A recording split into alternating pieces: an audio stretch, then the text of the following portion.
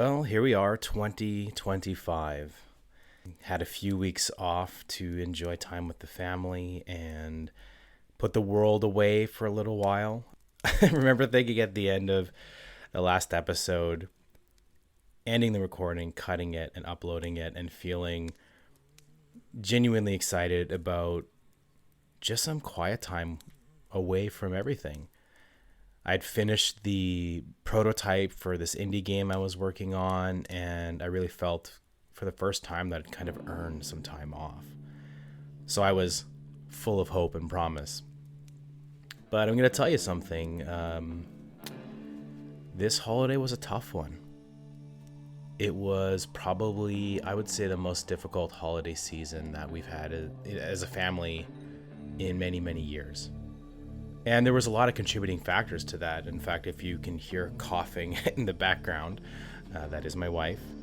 We have all been sick for 3 weeks straight.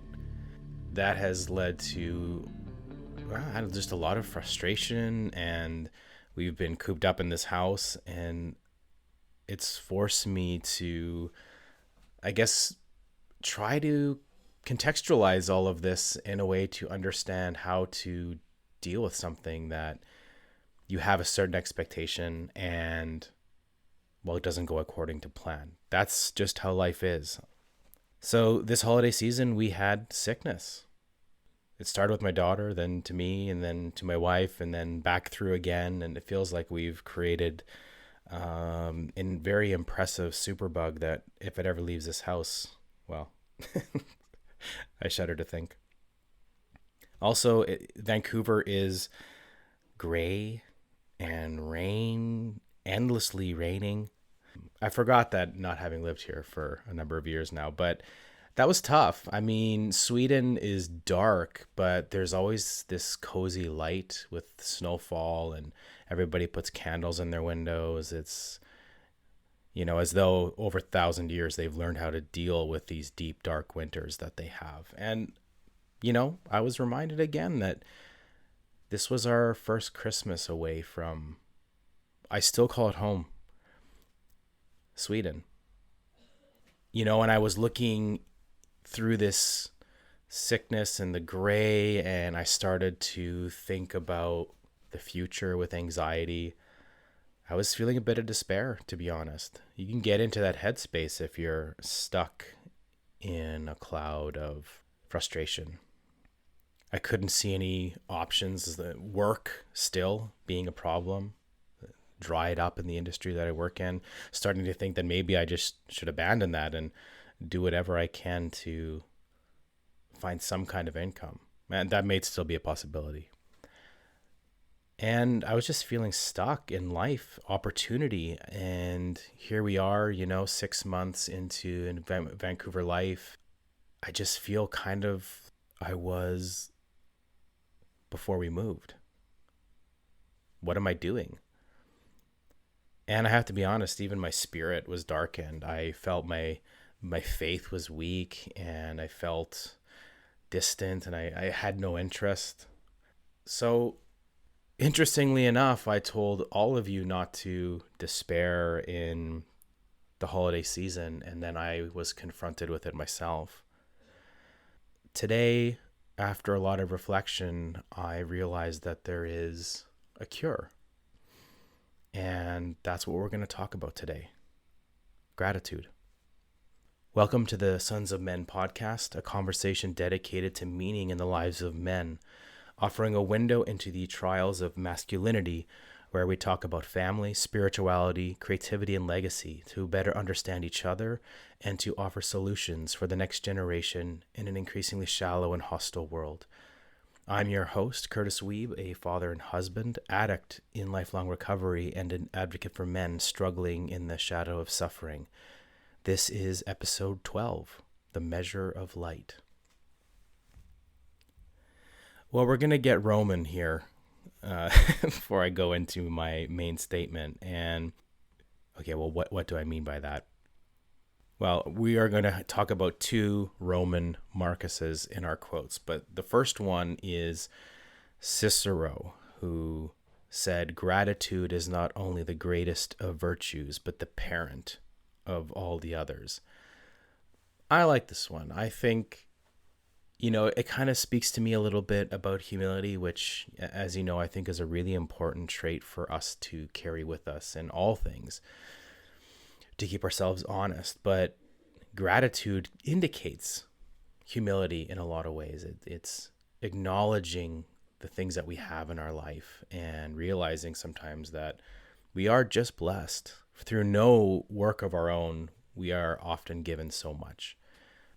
So last week, I started to take stock in my life, and it actually was spurred on by a conversation with a new friend of mine. And I'm not going to go into the details of that, but we come from very different walks of life, this friend and I. And I think his perspective on some of the conversations I was having in relation to the despair that I talked about earlier was pretty spot on. And he was pretty blunt about his perspective. And you can go two ways with that. You can just say, hey, thanks, I appreciate that, and wander off and do nothing about it. Or you can, I think, take the proper time to contemplate the words. I was actually a little mad, actually, when we had finished the conversation, but that led to some pretty interesting insights. And like I said, taking stock a little bit of my life and going back to the early days of my relationship and also my career. And I think with all this ambition that I have, all these plans I have for the future, it became such a huge thing in my mind that I forgot the simplest truths about why I love to create. So I looked back. I went back to the early days when I just started doing comic books and doing signings and having people, email me about the work that I was doing. And I remember how the world felt impossibly wide and open. It was the beginning of something that felt, there was this magical start to the next phase of my life. And I've spoken before about how that quickly became tainted, but I want to focus on this. That realization of this small town kid who was a bus driver at the time, making his break as a writer, even in a small capacity. I mean, I wasn't a success right out the gate. It took years, but I could never have imagined that future when I was a kid. I got to work with amazing people. I've talked about those people on the podcast before. People that met my creative mind and sharpened it and made it better, and through their work made mine stand out. And I had to rise to the challenge of the quality of their work, and I got to see the world.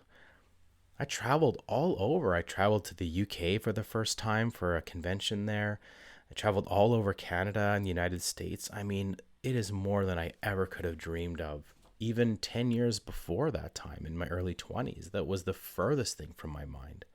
I started to remember that joy, promise, and optimism that I had at the time. And I think in that reflection too, I looked a little bit closer in the timeline to now, and it wasn't all doom and gloom over the holiday. There was little bits of light. And we had at our place on Christmas Eve a classic Swedish Yule board with whatever we could find locally that would suffice to make a Swedish Yule board. We have followed this tradition. We have friends, that don't have a place to go, or Christmas orphans, or people that are just in the city during that time. And we had a lovely meal with everybody and lots of laughter, lots of stories, and incredible food. And it was a beautiful day. It was a real strike of light. And that same day, I attended my first Christmas Eve midnight mass. Really, it was a real emblem of what this holiday season felt like. I went into the parish, and it had lots of shadows, but lit by these small candles everywhere. And that really felt like this whole season, that there was a lot of shadow, but the light was that much more illuminating. I want to talk about gratitude. And I'm just going to say some things I'm grateful for. That's what today's episode is about. And I encourage you, if you're feeling stuck or frustrated or lost, I mean, I have to tell you, I have talked to many people over the holiday season and everyone's feeling it. I don't know what's going on. Maybe it is a sickness. Maybe it's just been a rough year. I don't know. So I really encourage you to do the same. The smallest things, just take a moment to appreciate them. The first thing I'm grateful for is my wife. She's an incredible listener and has been an advocate this whole journey through the darkest times to even more recent times. And even as to last Friday, we had a really long discussion about some of the behaviors I still have to this day that are maybe holding me back. And I imagine it probably wasn't easy for her to bring these things up, but I appreciate her honesty more than anything. It has kept me on the right path. And what's better is that she's not only honest, but she, like I said, is an advocate for me getting stronger and me becoming better as both a man, but as a husband and a father as well. That really helps refine the edges that still exist on this lifelong journey that we're all on. I might talk about what that particular edge was in a future episode, but today we're focusing on gratitude. Grateful for my daughter. I am constantly amazed at her ability to learn new skills. And I know this is a thing generally kids are good at. They can pick things up quite quickly, but she does it with such a bombast. She goes all in. In fact, we got to see her play at her first School of Rock concert. She's been doing these drum lessons at School of Rock, and I did not just a proud dad moment. Genuinely, I was impressed with what she could do. I do drum as well, and I think she's honestly already exceeded me, which isn't a big feat, but she's 10. And she tries new things with just no fear. We put her into drum lessons, and she was a little bit cautious at first, but then after her first lesson, she was in. And even over the holiday, we had an opportunity to go up with some friends to Mount Seymour to go skiing and snowboarding. And Willow tried snowboarding for the first time, did a couple of hours. And I have to be honest, I think I'm worried about going myself. I sat and worked, did some work on my computer at the lodge while Willow was being taught. And she's always doing something interesting and creative, whether it's making puppets or trying new textures on masks that she creates and drawing new characters. She's always creating. And it just reminds me, what's my excuse? We can have that wellspring as well, even as adults. It's harder for us, but yeah, she's a real inspiration to me. I'm really grateful for my creative partners, people that inspire me.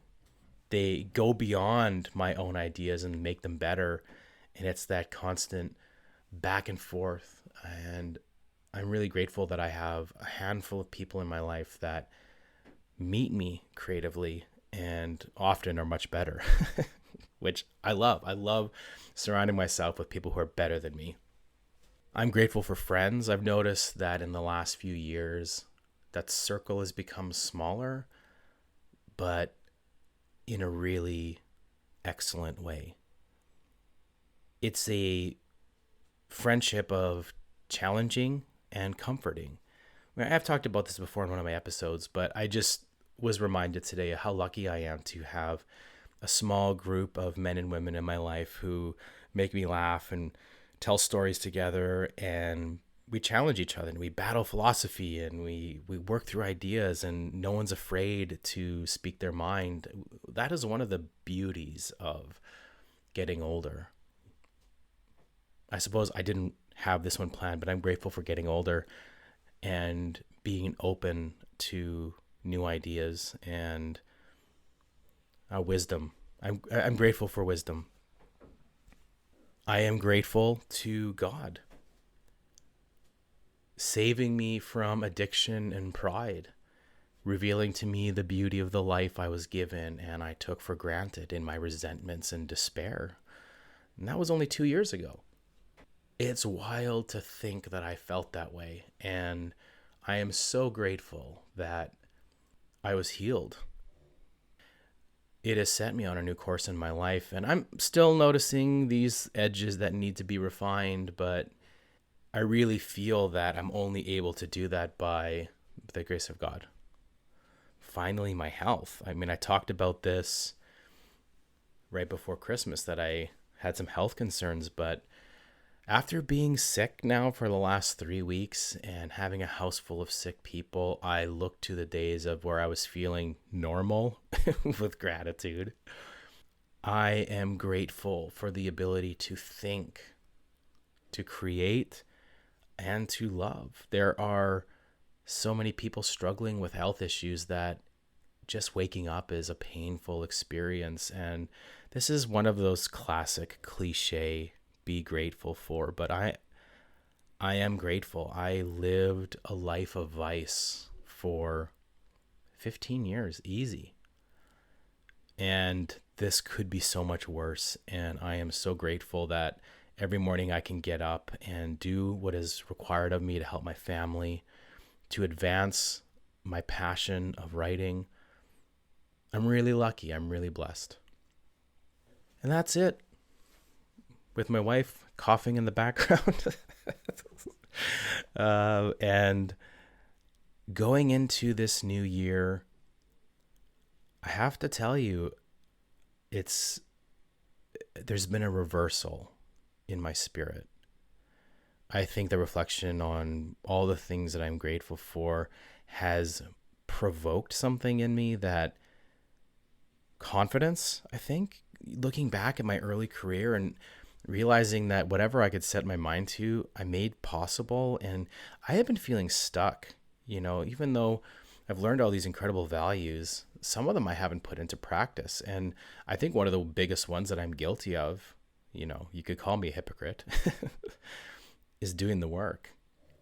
Again, that's probably a conversation for another episode, but I've realized over the last few weeks that I've been selling myself short in some key areas. And when I accepted, I'm okay at this. I can do this. Maybe I still have things to learn, but I know if I just do the work, I'm going to learn along the way. And I have lots of amazing people around me who can offer guidance and wisdom where I need it. That's another beauty of being a bit older. The network of people you have around you are much more experienced and talented. So I'm coming into 2025 really encouraged. Come through the darker part of the holiday season with gratitude. And I'll tell you, it was dark. It was a dark time. And I want you to know that reflecting a bit on the things that we are blessed with can help even a little bit shake the rust off. So I'm going to leave you with this final quote. We're going to get Roman again, Marcus Aurelius style. When you arise in the morning, think of what a privilege it is to be alive, to think, to enjoy, and to love. I hope that registers with you and take some time to think about it. We are entering into a new year, a new era of your life, perhaps. I encourage you not to live in the past. I was actually called out for that by my friend that I mentioned earlier. You talk a lot about the past, man. That's what he said to me. And I realized he was right. I tried to excuse it as, well, I'm just trying to explain why I'm doing this, or I'm trying to give you the context. And he just didn't accept it. He just said, just talk about how you're going to move forward. And that is what I want to leave you with today. Gratitude for all of the things you have in your life, and allow that to inspire you to not dwell in the past, but to strive for that equal light going forward into the future. God bless.